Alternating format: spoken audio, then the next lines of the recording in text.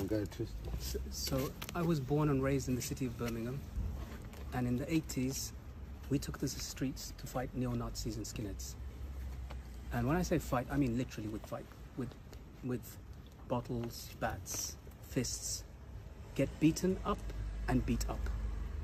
But the purpose was to get these fascists, racists out of our streets, to keep them away from us. We'd go home sometimes, and I remember coming back once, battered. Skinheads had caught me. They kicked me in my face repeatedly with steel-toe cap boots. My blood was pouring into my mouth. I was choking on my own vomit, and the last words I thought I was going to say was La ilaha illallah Muhammadur Rasulullah, and I screamed them out with spurting blood. I went home. My dad took me to the accident hospital. He saw the state of me, but in the accident hospital there were 5 skinheads, all with broken noses, broken legs, broken arms, and God knows what. And in the midst of the fight, we'd managed to hurt them more than they'd hurt us. Our parents at that generation, they were hardworking.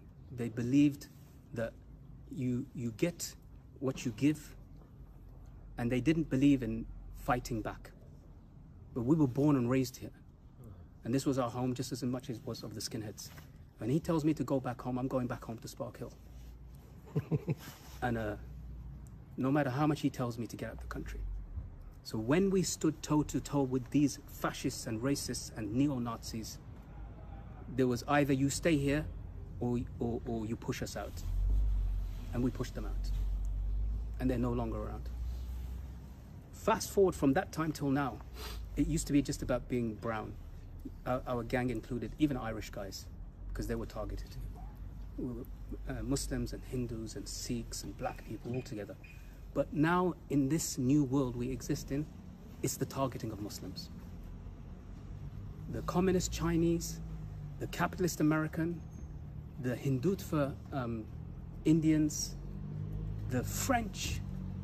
It doesn't matter. If you're Muslim, they're going to target you. What level you're practicing at, they don't really care.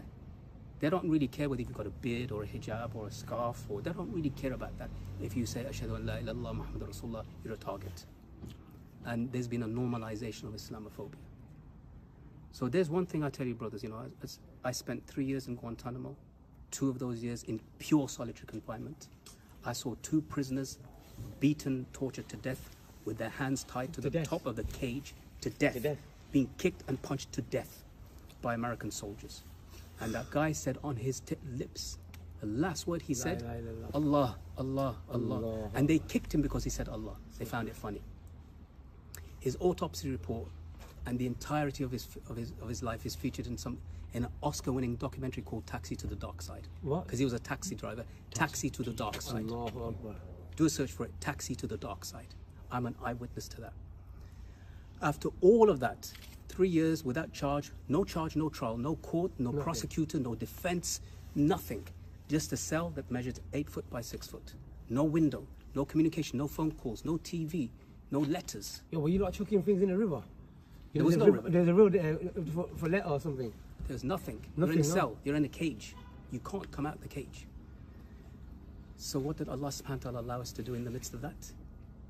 Learn the Quran. Reflect on its verses. Internalize them.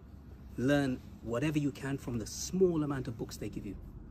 Write letters, write your thoughts. Prepare yourself for the outside world. And there's one thing I want to tell you guys, right? So you're facing off people who hate Muslims on the streets, mostly because they're ignorant. If you were to sit them down one-on-one, you'd easily break down the hatred. Easy. Because we did it with the American soldiers. And I can tell you, some of those American soldiers, I swear by Allah, in those cages said, Ashhadu an la ilaha illallah Muhammadur Rasulullah, and some of them have visited me in my home here. So don't let your enemy and your abuser and your tormentor and your jailer become your teacher. What do I mean by this? This terminology says, you know, our enemy is not our teacher, comes from a famous mujahid. His name is Umar al-Mukhtar. He fought against the Italian fascists. 1923. Fascists, 1916. Yeah. In the desert. He was 70 years old. Yeah, sick. When the Muslims captured Italian prisoners and they wanted to torture them, he said, our enemy is not our teacher. Our teacher is who? Rasulullah sallallahu alaihi wasallam. For 20 years we are And if fought. he had been that For way, 20 years we are if fighting. Rasulullah sallallahu alaihi wasallam had been that way, we wouldn't be Muslims today. Because the message of Islam couldn't have been spread by force. He forgave those who tried to, like Al-Wahshi and Hind and Abu Sufyan, he forgave them. And Islam, and they became leaders of Islam. They're the ones that chained themselves at the end, isn't it? Yeah. The Muqtaz, Yes, they chained yeah. themselves at the end. Yeah. So that no one runs away. So this, brothers, when you think about this, if you come across these guys, you come across these people, if they're going to fight you, fight them. Stand firm. Don't back off. You have the right to self-defense in law and in Islam, in every law. You have the right to defend yourself proportionately. Doesn't mean like if he hits you, you stick a knife in him. No. If he hits you, you hit him back. Knock him down. Self-defense. But when you're able to speak to that person, show him that you're dignified, showing that you're a person of honor, show him that you're a person of faith, of Islam. And that will, my brothers, allow, this is what Allah says in the Quran, idfa billati hiya ahsan. Respond with, hit back with that which is better. فَإِذَا الَّذِي بَيْنَكَ وَبَيْنَهُ عَدَاوَةٌ. So that between him and you, who there is animosity, Animosity. كَأَنَّهُ وَلِيٌّ حَمِيمٌ. And he becomes like a close friend to you. And that's why I bring you back to, there's Guantanamo soldiers who in the beginning abused us, they stripped us naked, they beat us, they kicked us, they spat upon us, they cursed Islam. They cursed Islam. They tore the Quran and threw it into the toilet. Said, Ashhadu an la ilaha illallah wa Muhammad Rasulullah. Imagine that. So that, my brothers, inshallah, is my message to you. We have to attack them very soon.